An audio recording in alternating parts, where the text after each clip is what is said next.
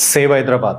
చెట్లు చేమలు వద్దు, మాకు డెవలప్మెంటే ముద్దు అన్నట్టుగా తెలంగాణ గవర్నమెంట్, రేవంత్ రెడ్డి గవర్నమెంట్ అయితే చేస్తుంది. చాలా అన్యాయంగా అయితే ప్రవర్తిస్తుంది.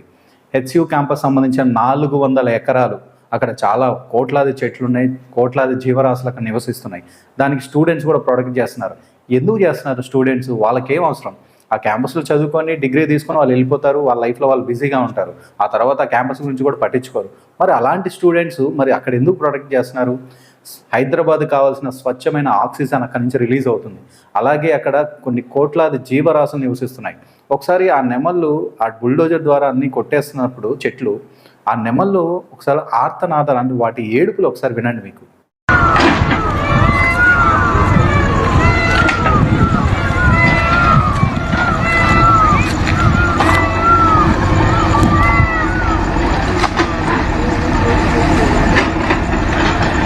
ఆ నెమళ్ళు, జింకలు ఎంతగానో అరుచుకుంటూ అవి బయటికి వెళ్ళిపోతున్నాయి. ఎక్కడికి వెళ్ళాలో తెలియదు. కొన్ని పక్షులు గూడులు, వాటి పిల్లలు, ఎగ్స్, ఆ నెమలి ఎగ్స్ కూడా చాలా పాడైపోయి ఉంటాయి, మొత్తం పగిలిపోయి ఉంటాయి. ఆ చెట్లను కొట్టేస్తూ అక్కడ ఉన్న ఆక్సిజన్ మొత్తం నాశనం చేస్తున్నారు తెలంగాణ గవర్నమెంట్. ఇప్పుడు ఏదైతే మనం చూస్తూ జరుగుతుందో అది ఇప్పటి తరానికి ఉపయోగపడేలా చేయొద్దు, 10 తరాలకు ఉపయోగపడేలా చేయాలి. అంటే అప్పుడు ఏం చేయాలి? డెవలప్మెంట్ కావాలి. కానీ ఎంతవరకు? చెట్లని నరికేసే అంత డెవలప్మెంట్ మనకు అవసరం లేదు. ఒకటే గుర్తుపెట్టుకోండి, ఎంత డెవలప్మెంట్ జరుగుతుందో అంత నాశనం కూడా జరుగుతుంది. ప్రతి మనిషి లైఫ్ అనేది తగ్గుతూనే ఉంటుంది. డెవలప్మెంట్ ఎంతైతే పెరుగుతుందో మనిషి లైఫ్ అంతే తగ్గుతుంటుంది. అదే డెవలప్మెంట్ ఎంతైతే తగ్గుతుందో మనిషి లైఫ్ అంత పెరుగుతుంది. చెట్లు చేమలు అన్నీ కొట్టేసుకుంటూ పోతే మనకు ఆక్సిజన్ అందదు, మన బాడీ అంతా అనారోగ్యం పాలైపోయి చాలా రోగాల పాలైపోతాం. అసలు ఇష్యూ ఏంటంటే హెచ్యూ క్యాంపస్ సంబంధించిన 400 ఎకరాలు అది గవర్నమెంట్ కింద వెళ్ళిపోయిందనమాట. కోర్టు కూడా దాన్ని తీర్పిచ్చింది. సో ఆల్ రైట్స్ అనేది గవర్నమెంట్కే ఉన్నాయి. అక్కడ ఐటీ కారిడార్ డెవలప్ చేయాలని చెప్పేసి ఆ 400 ఎకరాల్లో ఉన్న చెట్లని మొత్తం కొట్టేస్తున్నారు. హెచ్యూ క్యాంపస్ స్టూడెంట్స్ ఏం చేస్తున్నారు? వాటిని ప్రొటెక్ట్ చేస్తున్నారు. అవి కొట్టేయద్దు, మనకి ఆక్సిజన్, అక్కడ జీవరాశులు చాలా ఉన్నాయి, అవి ఎటు వెళ్ళిపోతాయో తెలియదు అని చెప్పేది స్టూడెంట్స్ న్యాయంగా పోరాటం చేస్తున్నారు. అక్కడ ఉన్న పోలీసులు ఎలాంటి ఇన్ఫర్మేషన్ స్టూడెంట్స్కి ఇవ్వకుండా వాళ్ళని తరిమేస్తున్నారు. వీడియో ఫుటేజ్ కూడా వాళ్ళని తీసుకొనియకుండా అక్కడి నుంచి తరిమేస్తున్నారు. ఇది ఎంతవరకు కరెక్ట్? రేవంత్ రెడ్డి గవర్నమెంట్ అన్ని కూల్చడానికే ఉంది కానీ ఏది నిలబెట్టడానికైతే లేదు. ఇప్పుడు హైదరాబాద్లో ఇంతకుముందు వచ్చిన హైడ్రా కావచ్చు, హైడ్రా వల్ల చాలామంది ఇల్లులు కూలిపోయినాయి. చాలామంది ఏడుస్తూ మన వీడియోస్ చాలా చూసుంటాం. హైడ్రా వల్ల ఎవడో చేసిన తప్పుకి కింద వాళ్ళు బలైపోయారు. అయినా రేవంత్ రెడ్డి గవర్నమెంట్ కనికరం లేకుండా అన్ని ఇళ్ళని కూల్చేసుకుంటూ పోయింది. సో సేమ్ హైదరాబాద్లో ఇప్పుడు కూడా అదే, ఇల్లులే కాదు కొన్ని జీవరాశులు నివసించే ఆ స్థలాలకు కూడా ఆ చెట్లను కూడా మొత్తం నేలమట్టం చేస్తుంది. అంటే రేవంత్ రెడ్డి గవర్నమెంట్ ఏం ఊహించుకుంటుంది? ఎవరికి గూడు ఉండకూడదు, ప్రతి ఒక్కటి రోడ్డు మీదకి రావాలనేది ఆలోచిస్తుంది. ఇది చాలా తప్పు. ఇది చాలా పెద్ద తప్పు చేస్తుంది రేవంత్ రెడ్డి గవర్నమెంట్. ఇప్పుడు వరకే వాళ్ళు చూస్తున్నారు, నెక్స్ట్ 5 years తర్వాత గవర్నమెంట్ అనేది మారబోతుంది. ఆ రేవంత్ రెడ్డి అనే వ్యక్తి అసలు మళ్ళీ రాడు. కాంగ్రెస్ గవర్నమెంట్ అంతకన్నా రాదు. హైదరాబాద్ డెవలప్మెంట్ కావాలంటే అక్కడే జరగాల? కోట్ల చెట్లను నరికేయాలా? వేరే చోట ఐటీ కారిడార్ డెవలప్ చేయకూడదా? ఇంకా చాలా ప్లేసెస్ లేవా? అక్కడే వాళ్ళకి ఎందుకు? ప్రతి కథనం వెనక ఒకటి ఉంటుంది, ఒక అంతరార్థం ఖచ్చితంగా ఉంటుంది. ఏదో పెద్ద బిజినెస్ మ్యాన్ అనేది డబ్బులు ఇస్తుంటారు, మన సినిమాలో చూస్తూ ఉంటాం. ఆ ల్యాండ్ నాకు ఇప్పించండి, మీకు ఎంత కావాలంటే డబ్బు ఇస్తాను అని సీఎంలకి ఆఫర్ ఇస్తూ ఉంటారు పెద్ద పెద్ద కార్పొరేట్ కంపెనీస్ వాళ్ళు.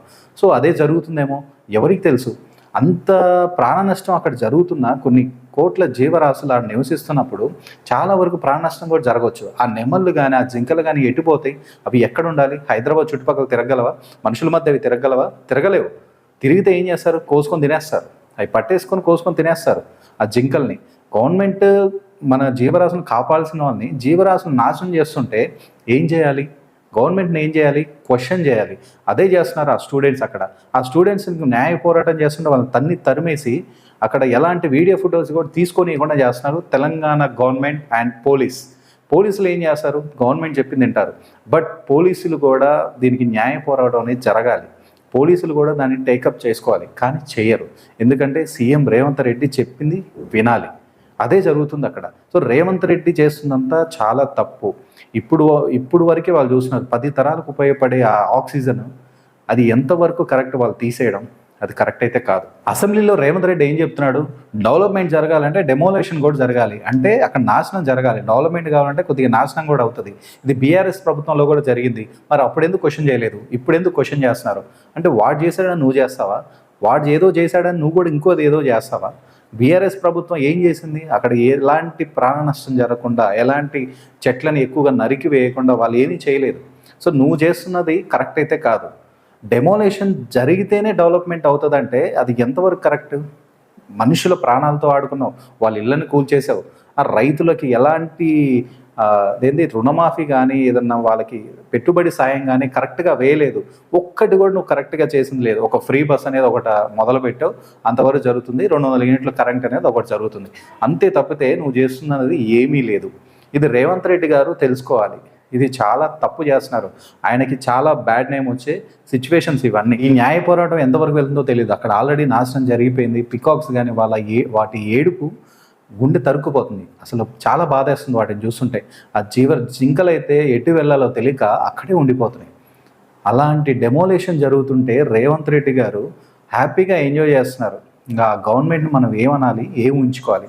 ఒకసారి ఆలోచించాలి. కాంగ్రెస్ గవర్నమెంట్ గురించి ప్రజలందరూ ఆలోచించాలి. ఏం జరుగుతుంది? హైదరాబాద్లో ఒక్క సీటు కూడా రాదని చెప్పేసి హైడ్రా వల్ల ప్రతి చాలామంది ఇల్లులు కూల్చేశారు. ఇప్పుడు అదే డెమోలేషన్ మళ్ళీ చెట్ల మీద పెట్టారు, జీవరాశుల మీద పెట్టాడు. సో రేవంత్ రెడ్డి గవర్నమెంట్ ఏదైనా సరే కూల్చివేయడానికి ప్రయత్నిస్తాడని తప్పితే డెవలప్మెంట్ కోసం అయితే కాదు. అక్కడ దాని వెనుక చాలా పెద్ద కుట్రే ఉంది. ఇది మాత్రం వాస్తవం, ఖచ్చితంగా అర్థమవుతుంది. సో అంత 400 ఎకరాలు ఉన్న చెట్లని నువ్వు నరికేస్తున్నావు అంటే, అక్కడ ఉన్న జీవరాశులు కూడా ఏమైనా పర్లేదని అనుకుంటున్నావు అంటే ఇంకా ఏమనుకోవాలి రేవంత్ రెడ్డిని? సో ఇది డెమోలేషన్కి రియాలిటీకి తేడా ఉంది. సో మీరు డెమోలేషన్ చేయాలి, డెవలప్మెంట్ జరగాలంటే అది కరెక్ట్ అయితే కాదు. డెవలప్మెంట్ జరగాలి, కానీ డెమోలేషన్ అనేది ఉండకూడదు. సో ఇది నేను చెప్పాలనుకుంది అయితే ఇది. సో రేవంత్ రెడ్డి గవర్నమెంట్ గురించి ప్రతి ఒక్కరూ ఆలోచించాలి.